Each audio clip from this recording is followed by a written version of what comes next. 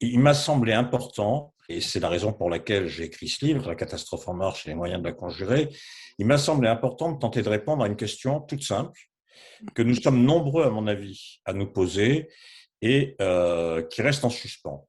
Comment se fait-il que depuis maintenant plus de 30 ans, des politiques dites tantôt de gauche, tantôt de droite, aboutissent très exactement au même résultat et nous entraînent dans une spirale qui est en effet, à mon sens, une spirale catastrophique. Alors, quand on parle de catastrophe, généralement, il y a un consensus aujourd'hui dans le monde politique qui s'opère de la façon suivante. On nous parle de la catastrophe climatique, on nous parle de la catastrophe écologique, on nous parle de la catastrophe énergétique. Et d'ailleurs, tout le monde y va de sa petite recette. Hein. Pour les uns, on va chauffer 1 degré de moins l'hiver, ça va régler. Pour d'autres, pour l'électricité, peut-être faut-il vivre dans le noir. Pour d'autres, roulons en vélo et ne prenons plus l'automobile. Enfin bref, tout ça n'est pas sérieux. En réalité, moi, je crois que la catastrophe, elle n'est pas dans l'avenir, à travers ces thèmes qu'on peut dégager, sur lesquels tout le monde d'ailleurs apporte des réponses absurdes, mais elle est déjà inscrite dans le développement politique qui est nôtre depuis des années et des années, sur toutes les questions essentielles, questions industrielles, questions scolaires, questions éducatives, questions sanitaires, etc., etc., j'en passe et des meilleurs. Et c'est en cherchant à analyser ce que sont ces catastrophes exactement, comment elles se sont développées, qu'à mon sens, on peut essayer de dégager les remèdes pour les conjurer. Et alors, comment est-ce que tu analyses les phases de déploiement en fait de ce problème politique et Ben, économique, etc. Je pense que dans le temps, le capitalisme, qui est la véritable catastrophe, Mhm. parce que toutes ces catastrophes ne sont pas juxtaposées les unes à côté des autres comme si elles venaient d'on ne sait où. En réalité, elles sont générées par le capitalisme lui-même et le développement du capitalisme a engendré et développé les catastrophes en question. Prenons quelques exemples. La mondialisation. On nous parle de catastrophes énergétiques, économiques, etc. Bon, quand on regarde ce qui se passe, par exemple, les forêts françaises sont coupées.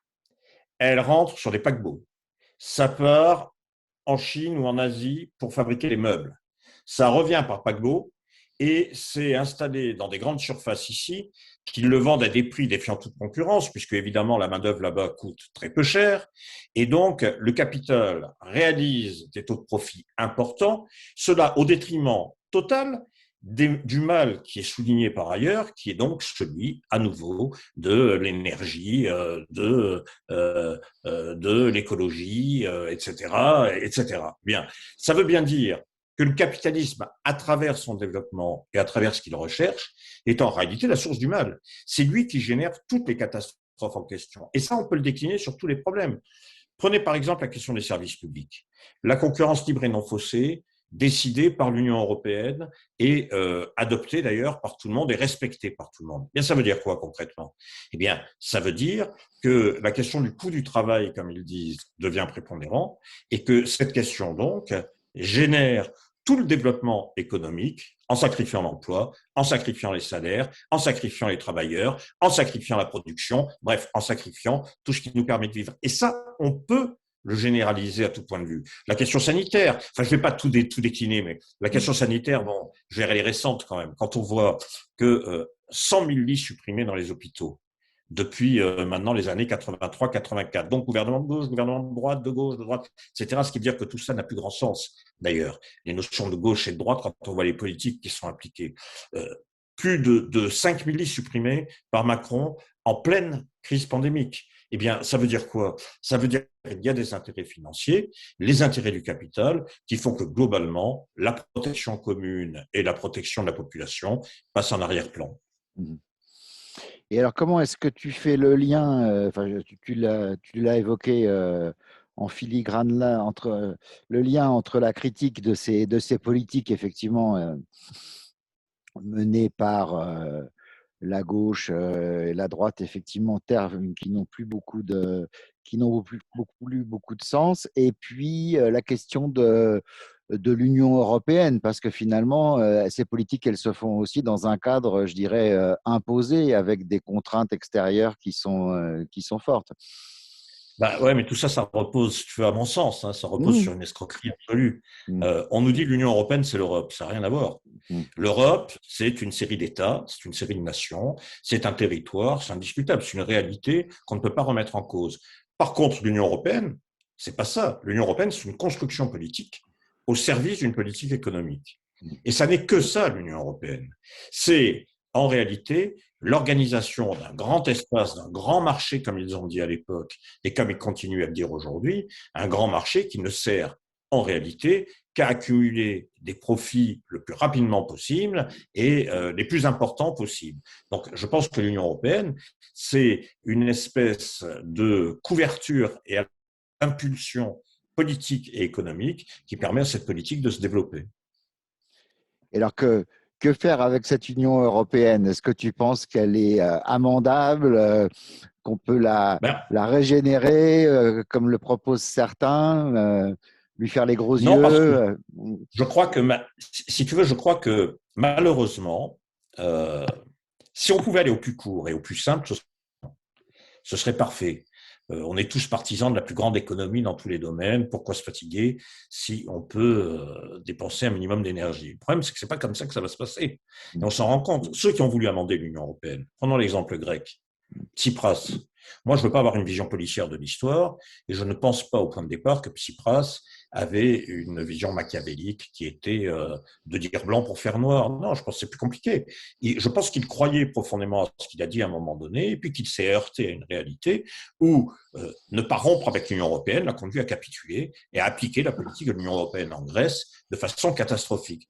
Vous savez, par exemple, moi, j'étais en Grèce pour faire un doctorat à l'époque qui s'appelait la crise financière, dans le secret de la crise financière. Eh bien, j'ai vu des choses catastrophiques. J'ai vu par exemple la Troïka, c'est-à-dire les émissaires de l'Union européenne, la Banque centrale européenne et du FMI, débarquer en Grèce et imposer des coupes drastiques dans les retraites.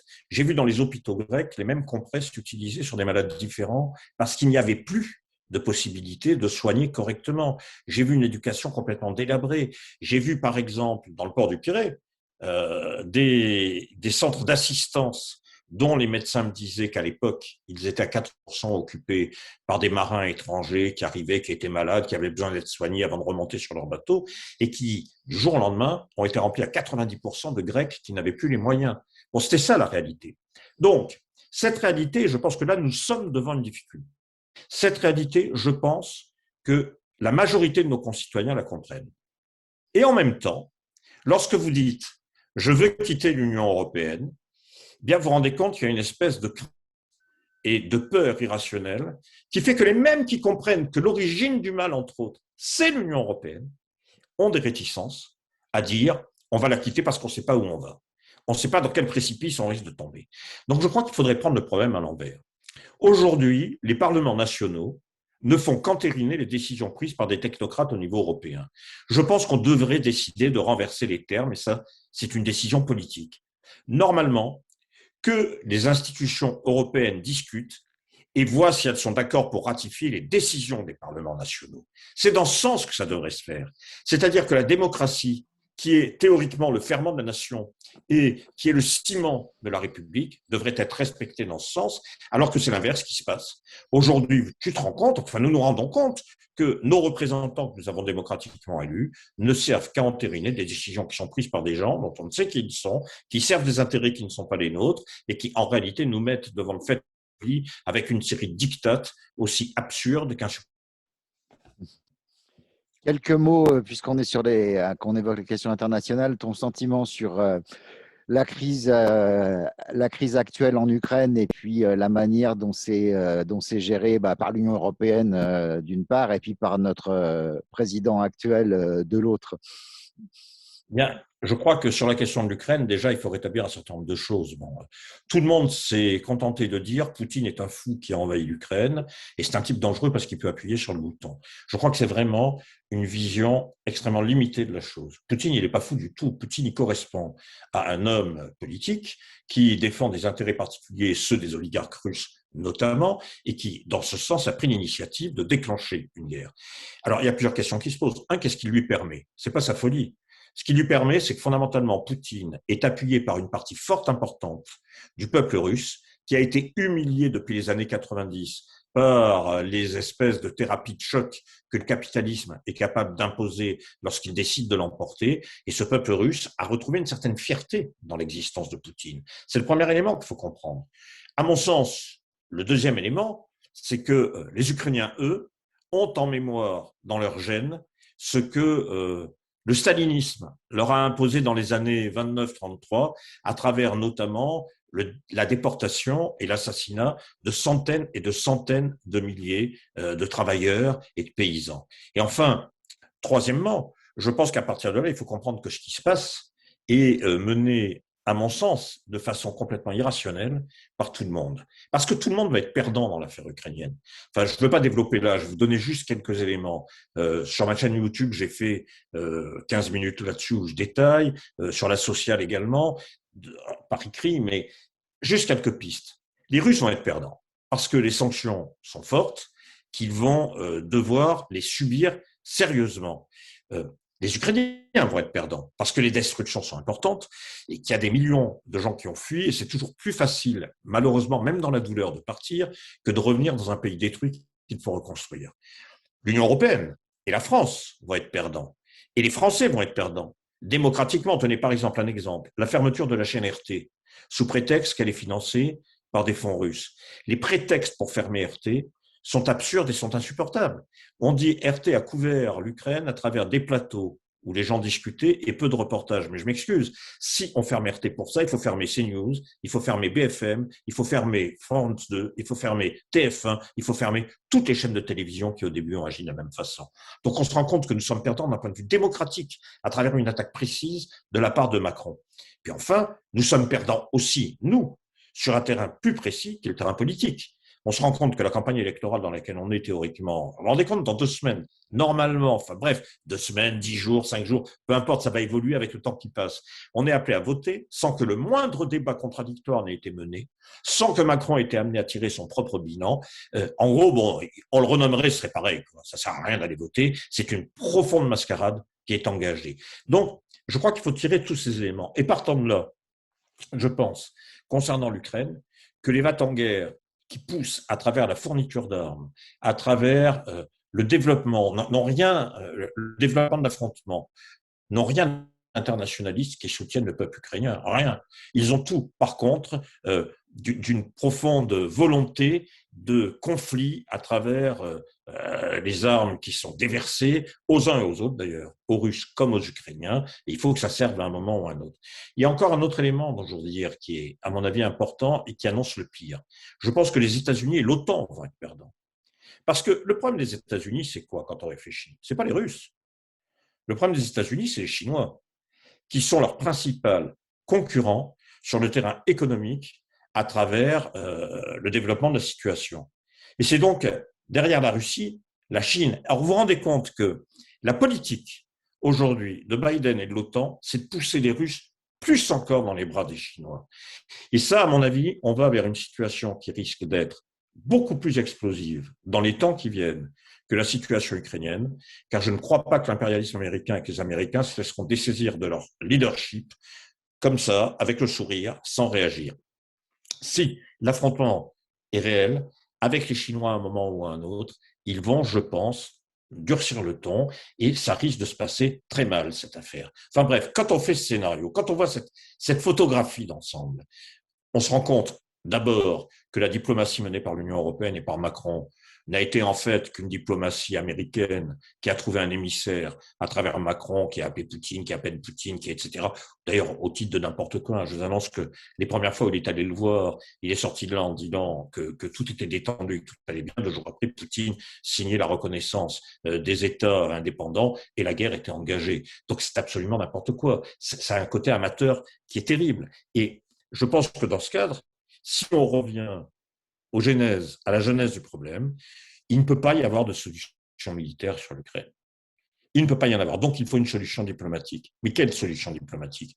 Je crois que depuis le début, il y a des choses qui traînent. Et c'est là-dessus qu'il faudrait que la diplomatie internationale, à mon sens, s'accorde. C'est faire de l'Ukraine une espèce de Finlande bis ou d'Autriche, à travers une démilitarisation du territoire, une zone tampon, et faire en sorte que Zelensky, notamment, cesse avec sa volonté de rattachement à l'OTAN d'une part et à l'Union européenne de l'autre, car l'Union européenne, dans cette affaire, n'est que l'espèce de cheval de Troie de l'OTAN, et on sait très bien que rentrer dans l'un, ça veut dire adopter l'autre. Donc je crois qu'il n'y a pas d'autre solution. Et je crois qu'il faut vraiment y être attentif, parce que l'affaire, c'est pas seulement une ville bombardée ou une autre. Ça, c'est déjà terrible. Mais ce sont les développements à venir qui risquent, quoi qu'il arrive, de devenir catastrophiques eux aussi. Tu nous dresses un tableau assez pessimiste, et je partage ta description de la situation, effectivement, qui n'est pas engageante, et dans un contexte politique français qui est tout à fait délétère. Alors, pour en revenir à la conclusion de ton livre, en quelque sorte, donc on a cette catastrophe en marche, donc parce que là, elle est plus qu'imminente, en fait, elle est déjà engagée. Alors, selon toi, quels sont les moyens de la conjurer? Qu'est-ce qu'on peut faire? Qu'est-ce que peuvent faire les gens qui verront cette vidéo? Bien, écoute, déjà, je pense qu'il faut s'accorder sur les raisons de cette situation. Jaurès disait au début du siècle dernier, le capitalisme sème la guerre comme la nuée sème l'orage. Eh bien, je pense que l'Ukraine le montre, et qu'en même temps, dans tous les autres domaines, le cœur du problème, c'est celui-là. Donc, il faut voir comment nous pouvons nous appuyer sur un certain nombre d'éléments dans la société pour affronter la situation, pour essayer de combattre les méfaits du capitalisme et le capitalisme lui-même. Alors, si vous voulez, je pense qu'il y a des éléments sur lesquels on peut prendre appui et qui sont extrêmement importants, et d'ailleurs qui sont un enjeu dans les temps qui viennent. Prenons la sécurité sociale. Quand on réfléchit bien, la sécurité sociale sur son principe, tu es malade, tu vas être soigné, non pas en fonction de tes moyens, mais en fonction de tes besoins. Ça veut dire quoi? Ça veut dire que c'est dans la société capitaliste une dose de socialisme qui a été établie sur le principe en question. C'est d'ailleurs une des raisons pour lesquelles la sécurité sociale, dans les temps qui viennent, comme ça l'est depuis des années, va être un des enjeux des affrontements de classe et des affrontements politiques. Il y a la raison financière, parce que ce sont des sommes considérables, mais il y a cette raison politique. C'est un verrou qui, s'il saute, permet derrière de faire sauter toute velléité et toute exigence d'égalité et de socialité. Donc, je pense de socialisation. Donc, je pense qu'il faut prendre appui sur ce qui existe et il faut tester. Il faut voir concrètement comment un nouveau système pourrait être substitué au système actuel. Tenez, par exemple, prenons dans le domaine du travail la question des GAEC, des coopératives agricoles, des coopératives ouvrières, des assurances mutuelles, qui, même imparfaites, fonctionnent partiellement quand même. Je pense que ce sont des pistes qu'il faut explorer. Prenons dans le domaine de l'industrie et du travail. On entend dire souvent qu'il y a des boîtes qui sont bénéficiaires, dont les multinationales et les patrons décident de délocaliser parce que le coût du travail est meilleur ailleurs. Pour eux, bien sûr. Donc ici, c'est le chômage et c'est une réduction des acquis sociaux et des possibilités sociales de vivre. Ben, écoutez, entre nous, s'ils veulent partir, qu'ils partent. Mais les usines sont là, les machines aussi. Donc, nous devrions avoir politiquement une volonté, une force qui puisse s'exprimer et dire, s'ils s'en vont, ils s'en vont, mais nous, on garde les usines, on a les travailleurs, les machines y sont, on les fait travailler, on les socialise. Prenons la question des services publics. C'est exactement le même problème. Les services publics, c'est un bien commun. Ce bien commun, il a été peu à peu dilapidé et aujourd'hui, il est sérieusement menacé dans ces secteurs les plus importants. Il faut se les réapproprier. Il n'y a pas d'autre solution. Un grand service public de l'énergie, normalement, ça devrait pouvoir être mis en place. C'est une décision politique. Alors évidemment, on peut décliner tout cela. On peut le prendre sur tous les aspects. Il y a un aspect, par exemple, très important, c'est la question de l'éducation. Je veux bien qu'on nous explique que avec un manque de pétrole, comme disait Giscard à l'époque, on va avoir des idées, mais sauf que pour avoir des idées, il faut avoir des qualifications, et pour avoir des qualifications, il faut avoir une instruction, il faut avoir une éducation. L'éducation nationale est dans une situation catastrophique. Catastrophique. Tous les éléments de comparaison, notamment les plans PISA à l'échelon européen, indiquent que nous sommes maintenant en queue de peloton pour ce qui est la sortie des gosses dans le domaine du français, dans le domaine des mathématiques, dans les domaines des matières clés, des matières fondamentales, nous sommes dans une situation extrêmement inquiétante. Eh bien, il faut remettre tout ça sur pied. Ça veut dire un grand plan. Ça veut dire que, si vous voulez, tout ça, c'est pas impossible. C'est une question de volonté politique. Et je pense que ça n'a rien de génial que je dise ça. Hein. Je pense qu'on est quelques millions à pouvoir le comprendre et à le penser. Le problème, c'est qu'on est quelques millions dans notre coin, chacun chez soi. C'est vrai d'ailleurs pour les individus, comme c'est vrai pour les groupes organisés. Combien y a-t-il de petits groupes qui existent d'un côté et de l'autre, qui sont atomisés, qui sont, d'un certain point de vue, dématérialisés, parce que seul dans son coin, on parle entre soi, mais on n'a pas les moyens de parler au grand nombre et de convaincre des gens. Moi, d'ailleurs, c'est ce que j'ai voulu faire avec ce livre, de parler à des gens qui ne sont pas des convaincus, de parler à des gens qui pensent peut-être tout à fait le contraire, mais d'engager la discussion pour essayer d'avancer, pour essayer de regrouper, pour essayer de régler ces problèmes-là. Eh bien, je pense que c'est ça l'enjeu. Il faut casser cet émiettement. Il faut que ces groupes, il faut que ces individus puissent se rassembler. Comment, j'en sais rien. Moi, j'ai pas de réponse miracle. Je ne fais qu'essayer de souligner un certain nombre de problèmes qui doivent devenir nos problèmes collectifs. Si on reste dans notre coin, on est mort. Si on se rassemble, on est une force. Eh bien, je pense que c'est cela qu'il faudrait faire dans un temps difficile, ou disons-le carrément, je le disais tout à l'heure, gauche et droite, ça n'a plus grand sens quand on voit les politiques qui sont mises en œuvre. Les mouvements gazeux, puisqu'il en existe un, on a compris que le propre du gaz, c'est de s'évaporer et que donc, ce n'est pas la perspective non plus. Gramsci, à l'époque, disait il faut des casemates partout. Il faut partout des groupes qui discutent, qui décident, qui se rassemblent, qui se regroupent et qui créent une force. C'est peut-être ça qu'il faudrait faire. Et ça, ça dépend de nous, les uns et les autres, individuellement et collectivement. Merci beaucoup, Jacques.